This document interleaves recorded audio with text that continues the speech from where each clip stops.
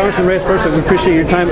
Tell us a little bit about the dynamic of celebrating Labor Day today here in El Paso, and particularly how it fits into the healthcare. Well, first of all, the labor movement has a lot to be proud of. The 8-hour day, the 40-hour week, paid vacation, all those kinds of things that didn't just happen. They were earned, somebody struggled, somebody fought for those rights. And today, as we celebrate this day, it's important to make sure that we're educating our young people, making sure that they understand what the history of these benefits are and what who is to be credited for that, and it's the labor movement. And so now the big debate going on nationally has been obviously the healthcare issue.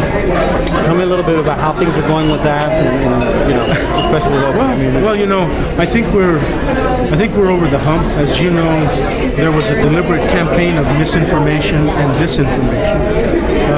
There's about 20% of the people of this country that appear satisfied with the status quo. They're very vocal. They frankly don't like the results of the election for president last year. They don't like that we have a president, Barack Obama, and they're very vocal and demonstrative.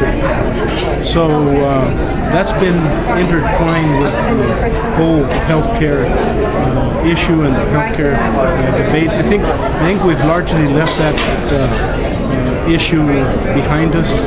I think a lot will depend on the tone and the strategy that the president outlines on Wednesday.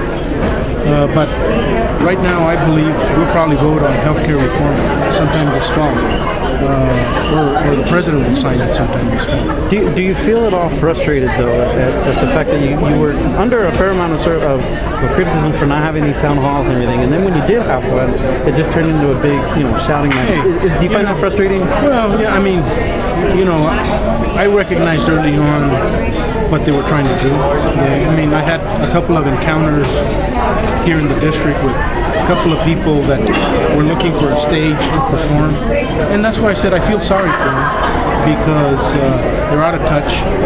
They're more about screaming to be heard that they don't like who the president is. They don't, quote unquote, like the direction the country's going in.